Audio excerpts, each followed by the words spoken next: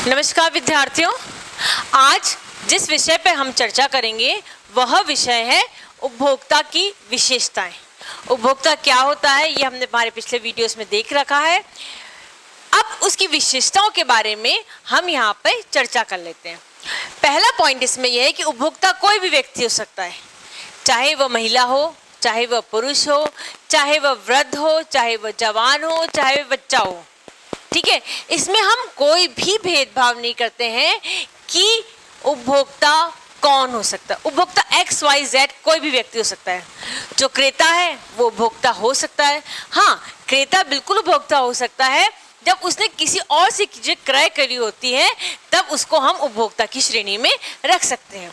कहने का हमारा तात्पर्य यह है कि कोई भी व्यक्ति जो है वह उपभोक्ता हो सकता है। उसने उस व्यक्ति और क्या विशेषताएं होती है इसके बारे में हम देख लेते हैं।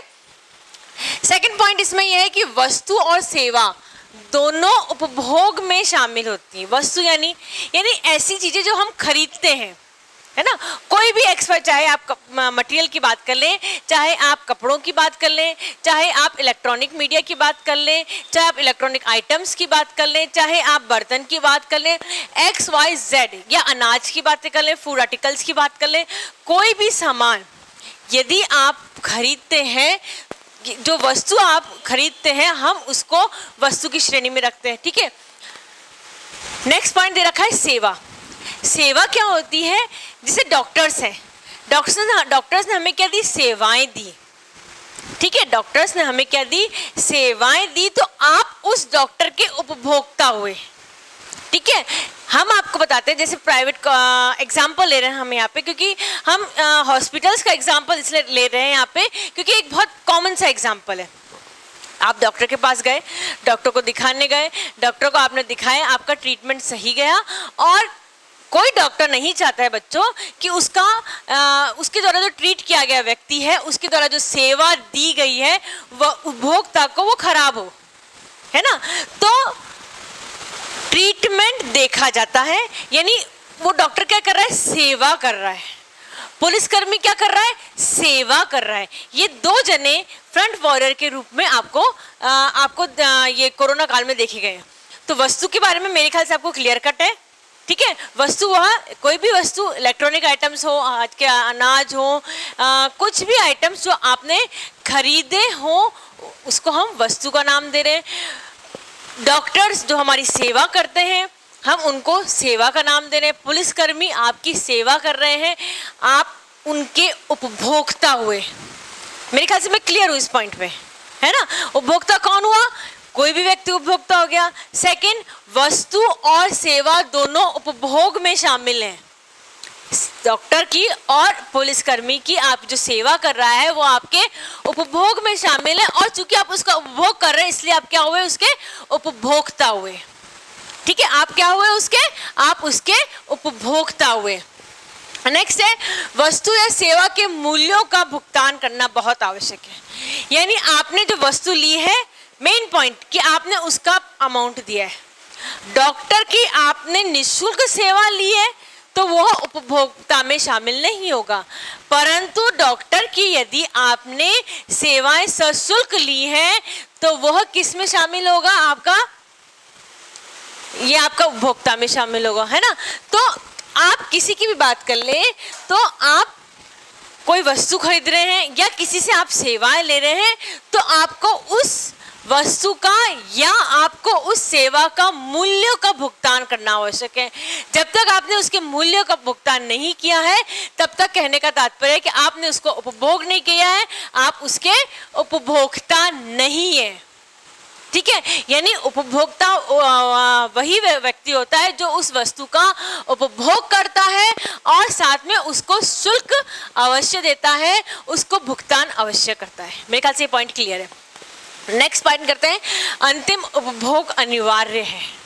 अंतिम उपभोग, हम ये नहीं कह रहे उपभोग, रिमेंबर इट, ध्यान से सुनिए, हम बोल रहे हैं अंतिम उपभोग अनिवार्य है।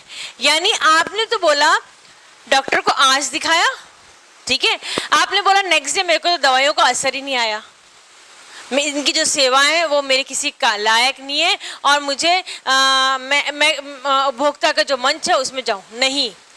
आपको डॉक्टर ने जब 5 दिवस की दवाई लिखी है तो आपका 5 दिन का उसका जो कोर्स होता है मेडिसिन का वह कंप्लीट हो जाना चाहिए, यानी अंतिम उपभोग हो जाना चाहिए। आपने कोई वस्तु ली है, फॉर एन एग्जाम्पल हम बात करते हैं टमाटो सॉस की, दाल की, एक्सेट्रा एक्सेट्रा की, या हम किसी इलेक्ट्रॉनिक आइटम की बात करते हैं, तो हम इसका अंतिम भोग क्या होगा? उसका अंतिम आपने उसको यूज करा है ना, आपने उसको यूज करा। टमाटो सॉस की बोतल पे लिखा हुआ है कि आपको इस पर्टिकुलर टाइम में मैन्युफैक्चर हुआ और ये इसकी एक्सपायरिंग डेट है, परंतु आपने उसको एक्सपायरिंग डेट के बाद में यूज करा। समझ रहे हैं बात को? तो वो एक्सपायर हो गए, फिर आपने यूज करा, फिर आपको फूड पॉइजनिंग होगी, तो उसके लिए जो क्रेता है वो जिम्मेदार नहीं है ना। कौन जिम्मेदार है? आप उसकी उपभोग करें, आप उसको, ठीक है। इलेक्ट्रॉनिक आइटम्स में लिखा होता है 1 साल की गारंटी या वारंटी, ठीक है। तो आप उसको 1 साल की गारंटी और वारंटी तक उपभोग करें। अगर उसमें बीच में कुछ प्रॉब्लम आती है तब आपको उपभोक्ता मंच पे बोलना पड़ेगा, ठीक है। नेक्स्ट है उपभोक्ता, क्रेता एवं उपभोक्ता में अंतर होता है। मैंने ही बनाया, मैंने उसको यूज करा और मैं ही बोल रहा हूँ कि मुझे इसकी ये खराब बना, मुझे इसका मुआवजा दिलाइए। नहीं, ऐसा नहीं है। क्रेता अलग होगा और उपभोक्ता अलग होगा। क्रेता और उपभोक्ता में अंतर होना आवश्यक है। क्रेता कोई भी हो सकता है। मैंने कुछ वस्तु खरीदी है और मैंने वस्तु खरीद के किसी को गिफ्ट दी है, ठीक है। तो जिस व्यक्ति को, सपोज इन इलेक्ट्रॉनिक आइटम्स की बात करें, हमने टोस्टर खरीदा, इलेक्ट्रॉनिक ओवन खरीदा, माइक्रोवेव खरीदा, वॉशिंग मशीन खरीदी, और मैंने खरीद के मैं क्या हुई? क्रेता हुई। मैं क्या हुई? इसमें क्रेता हुई। और उपभोक्ता कौन हुआ? मैंने जिसको गिफ्ट करी वो उपभोक्ता हुआ। समझ गए? तो क्रेता और उपभोक्ता में अंतर हो सकता है, ठीक है। क्रेता और उपभोक्ता में अंतर हो सकता है, और जिसके पास रिटर्न में बिल होता है, ठीक है, वह उपभोक्ता मंच में जा सकता है। तो हम एक बार फास्टली रिपीट कर लेते हैं कि उपभोक्ता की क्या क्या विशेषता होती है।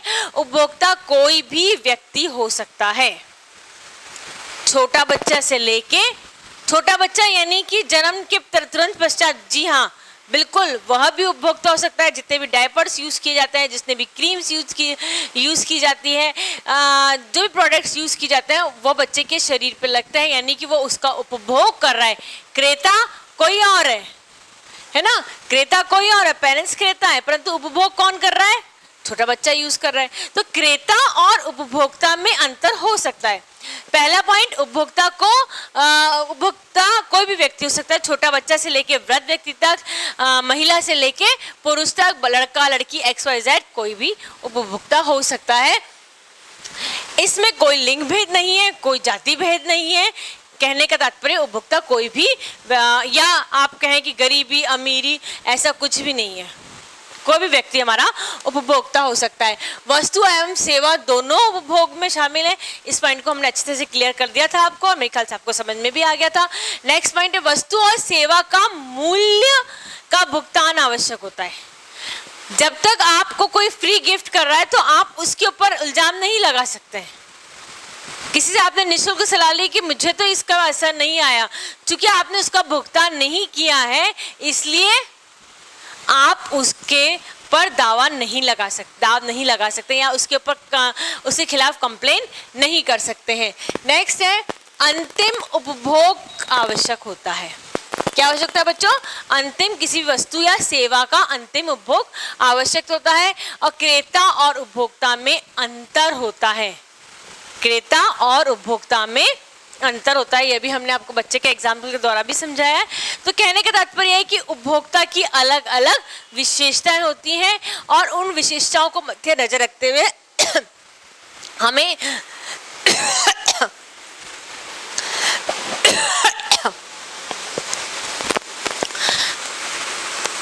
कहने का तात्पर्य यह है कि उपभोक्ताओं की अलग अलग विशेषताएं होती हैं और हमें जब हम कंप्लेन कराने जाएं किसी के लिए तो हमें उपभोक्ताओं की विशेषताएं क्या होती हैं, उपभोक्ता कौन होते हैं, इसके बारे में जानकारी अवश्य होनी चाहिए।